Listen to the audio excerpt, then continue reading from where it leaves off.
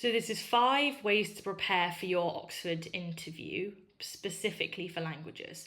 I graduated from New College, Oxford 4 years ago with a degree in German and Italian, but this advice can also apply to a few other humanities subjects as well.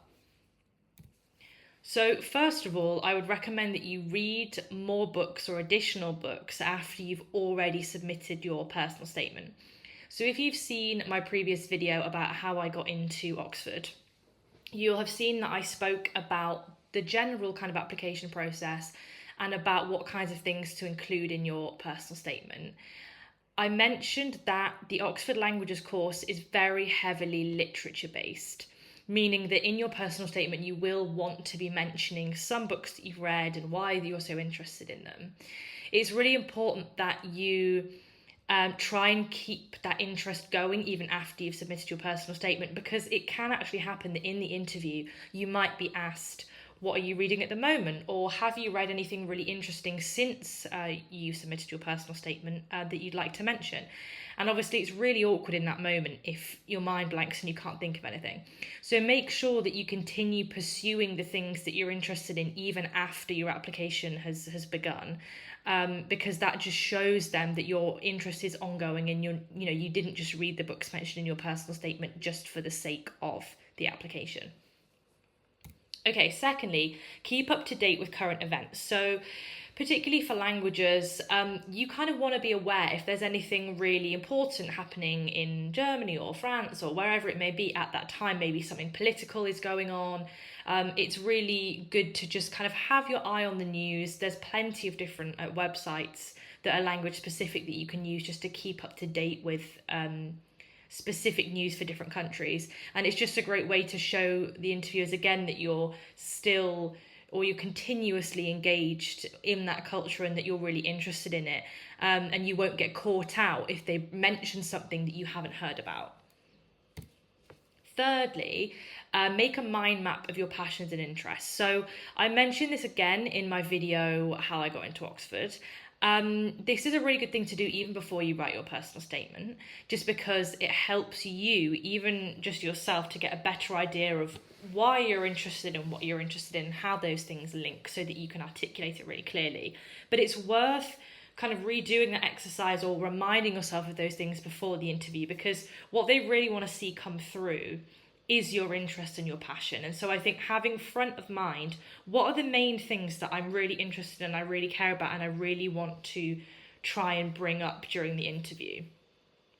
Just again, preventing you from having some kind of mind blank, because I'm sure if you've got to the interview stage, you know your application has impressed them, and you just want to make sure that those things that you're passionate about do shine through. And so kind of having them front of mind and reminding yourself what those things are can be really useful. So I don't know, for me it would be like, okay, so I love playing the piano and I love Chopin and Liszt, and then Liszt was a composer in the Austro-Hungarian Empire, so then how does that politically interest me, and then that links into kind of Austria, and then so just being able to sort of figure out how all of your interests somehow weave together and trace the thread that goes between them all, so that you can just explain and articulate those things better when you're asked about them.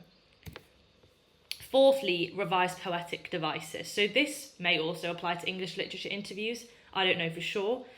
But often in Oxford language interviews, not only do you have to sit down and obviously talk to the tutors, but often you are given a poem prior to the interview to read and prepare some ideas for. Usually you might have maybe 20 minutes or potentially half an hour to go through this poem and just jot down some ideas, and they'll then ask you about it. And it's probably going to be a poem that you haven't seen before. And they're basically going to ask you your impressions. Did you like it? What your interpretations are? What they also tend to do through this exercise is test your critical thinking, but also your adaptability. So sometimes you might give an interpretation of the poem. They might push back at you and say, okay, that's a possible interpretation, but have you thought about it this way? And so it's really important when you do that portion of the interview to be able to be flexible in your thinking and pivot around and consider different interpretations. So practicing analysing and interpreting new poems is a really great thing to do. And revising poetic devices is helpful because it means that you can more helpfully signpost the things that you're seeing. So, you know, you might want to talk about the different stanzas, you might want to talk about an enjambment or a caesura, or, you know, the kind of terminology that you probably saw in GCSE English.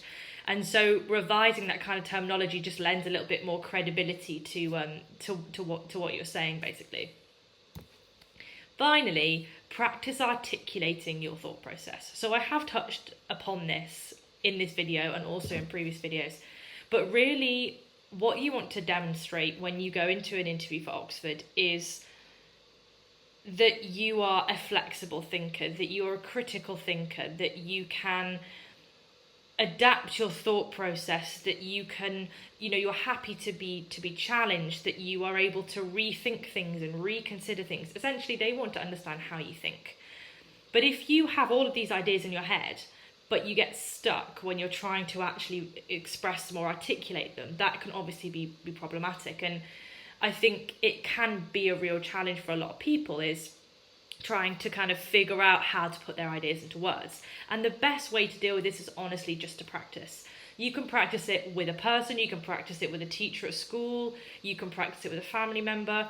You could practice it on your own, honestly. You could record yourself trying to articulate different ideas or articulate different concepts, play it back and think, okay, did that make sense? Would that have made sense to somebody? How did that come across? Because it, like I say, it can be a really challenging thing to actually know how to word all of your ideas and all of your thoughts, especially when they come quickly into your head. And that's something that can only get better by you basically just practicing. So that is the final thing I would recommend. They are my top 5 tips for preparing for the interview. I will also be publishing another video about actual advice during the interview. So stay tuned for that.